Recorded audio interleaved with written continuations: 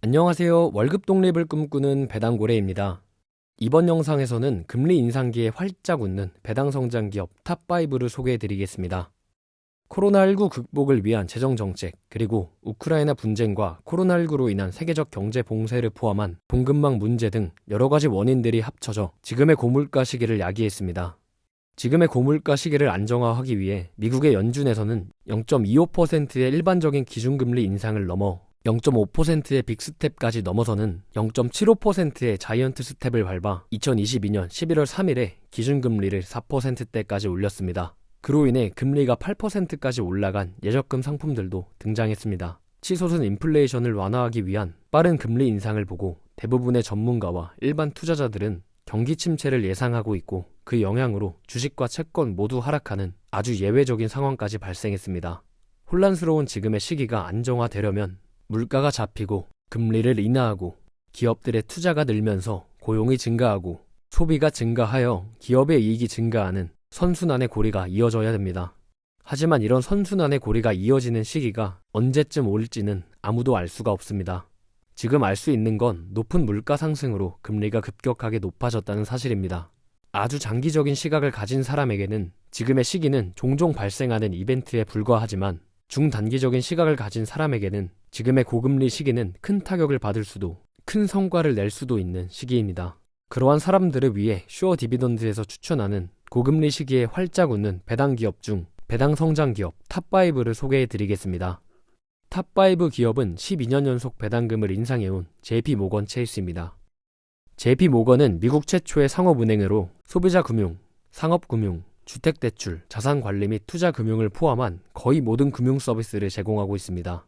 JP모건의 실적 지표를 보겠습니다.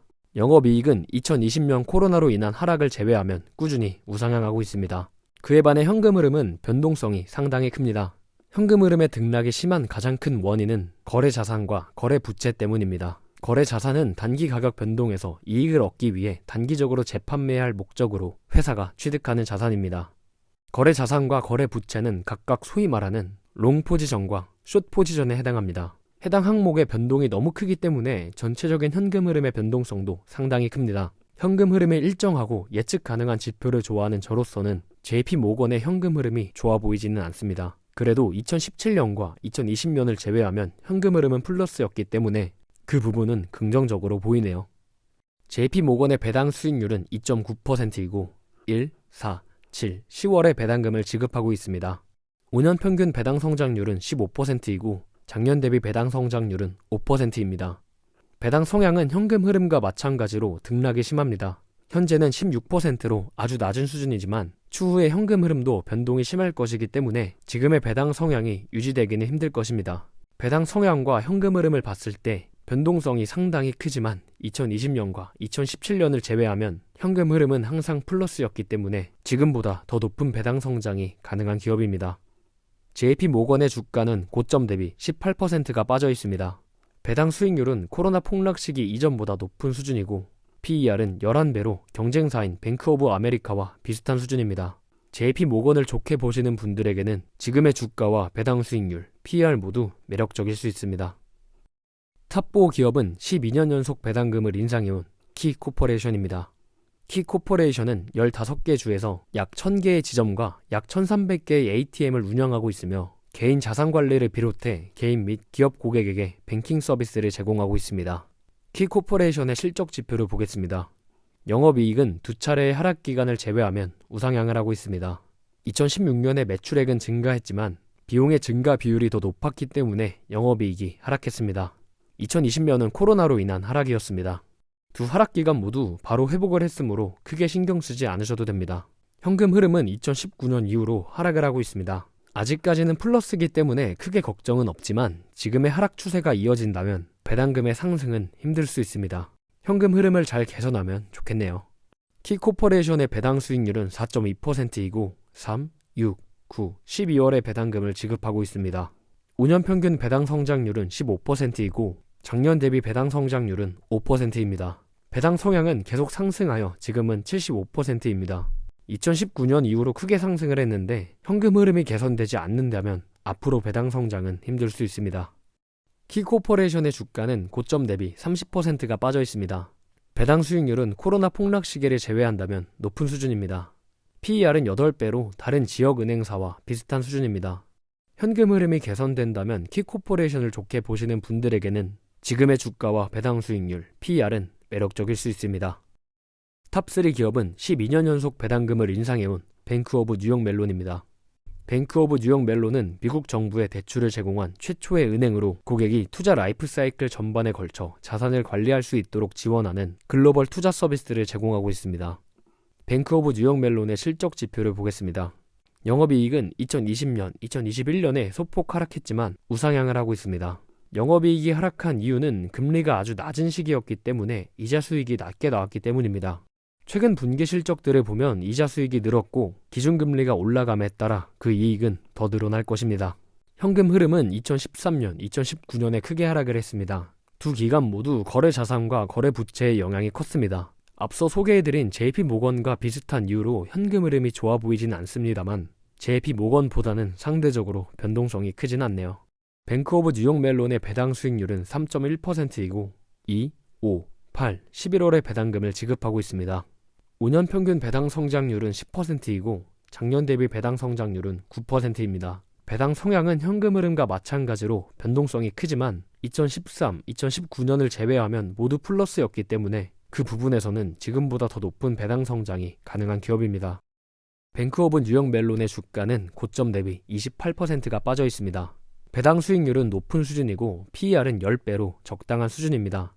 지금의 주가와 배당 수익률 그리고 PER을 봤을 때 뱅크 오브 뉴욕 멜론을 좋게 보시는 분들에게는 매력적일 수 있습니다. 탑2 기업을 소개하기 전에 여러분의 구독과 좋아요 그리고 알림 설정은 저에게 정말 큰 힘이 됩니다. 감사합니다. 탑2 기업은 12년 연속 배당금을 인상해온 스테이트 스트리트입니다. 스테이트 스트리트는 전 세계 기관 투자자들에게 다양한 금융상품과 서비스를 제공하고 있습니다. 3조 달러 이상의 자산을 보유한 세계에서 가장 큰 자산관리 기업 중 하나이기도 합니다. 스테이트 스트리트의 실적 지표를 보겠습니다. 영업이익은 2016년에 소폭 하락한 것을 제외하면 우상향하고 있습니다. 그 당시에 매출액이 아주 조금 줄었는데 비용이 이전 연도와 비슷하게 발생하면서 영업이익이 감소했습니다. 그 이후로는 우상향하고 있으니 신경 쓰지 않으셔도 됩니다. 현금 흐름 등락의 큰 원인은 담보 예금 때문입니다.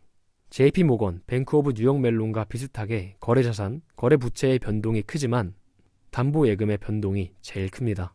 역시 제 기준에서는 현금 흐름이 좋아 보이지는 않습니다. 스테이트 스트리트의 배당 수익률은 3%이고 1, 4, 7, 10월에 배당금을 지급하고 있습니다. 5년 평균 배당 성장률은 8%이고 작년 대비 배당 성장률은 4%입니다. 배당 성향은 현금 흐름과 마찬가지로 변동성이 아주 큽니다. 2021년의 현금 흐름을 봤을 때는 배당 성장이 힘들 수 있지만 다행히 최근 세계분기 실적을 보면 현금 흐름이 개선되었기 때문에 지금보다 더 높은 배당 성장이 가능한 기업입니다. 스테이트 스트리트의 주가는 고점 대비 23%가 빠져 있습니다. 배당 수익률은 2021년보다는 높은 수준이고 PER은 11배로 적당한 수준입니다. 스테이트 스트리트를 좋게 보시는 분들에게는 지금의 주가와 배당 수익률, PER 모두 매력적일 수 있습니다. 마지막 탑1 기업은 6년간 배당금을 인상해온 LI 파이낸셜입니다. LI 파이낸셜은 소비자, 기업, 자동차 딜러, 자동차 기업 고객에게 자동차 관련 금융, 보험, 모기지 금융, 기업 재무 등의 서비스를 제공하고 있습니다. 워렌 버핏이 이번 연도에 투자한 기업이기도 하죠. LI 파이낸셜의 실적 지표를 보겠습니다. 영업이익과 영업이익률은 상당히 높고 우상향을 하고 있습니다. 금융업은 제조업이나 에너지 기업들보다 상대적으로 비용이 적게 들기 때문에 영업이익률이 높습니다. 그래도 거의 70%에 가까운 영업이익률은 상당히 높은 수치입니다. 현금 흐름은 2019년까지는 하락 추세를 보이다가 2020년부터는 일정한 수준으로 유지되고 있습니다. 자동차 리스 자산에 투자를 많이 하고 있고 리스 자산에 대한 가치 평가가 쉽지 않다 보니 오차들이 존재합니다. 그렇지만 2018년 이후로는 예상할 수 있는 범위 내에서 투자를 하고 있기 때문에 안정적인 추세가 유지되고 있습니다. LI 파이낸셜의 배당 수익률은 4.4%이고 2, 5, 8, 11월에 배당금을 지급하고 있습니다. 5년 평균 배당 성장률은 24%이고 작년 대비 배당 성장률은 36%입니다. 배당 성향은 꾸준히 증가하다가 최근에는 잉여 현금이 안정적인 추세로 유지되면서 배당 성향도 14%대에서 머물러 있습니다. 지금의 배당 성향과 현금 흐름을 봤을 때 지금보다 더 높은 배당 성장이 가능한 기업입니다. LI 파이낸셜의 주가는 고점 대비 49%가 빠져 있습니다. 지금의 주가는 코로나 폭락 시기 이전보다 낮고 배당 수익률은 코로나 폭락 시기를 제외한다면 그 어느 때보다 높습니다. 거기다가 PER은 3.8배로 상당히 낮은 수준이죠. 이것만으로도 충분히 매력적이지만 워렌 버핏이 투자했던 때보다 주가가 훨씬 낮기 때문에 지금 이 기업에 투자하게 되면 워렌 버핏보다 평균 단가가 낮게 형성됩니다.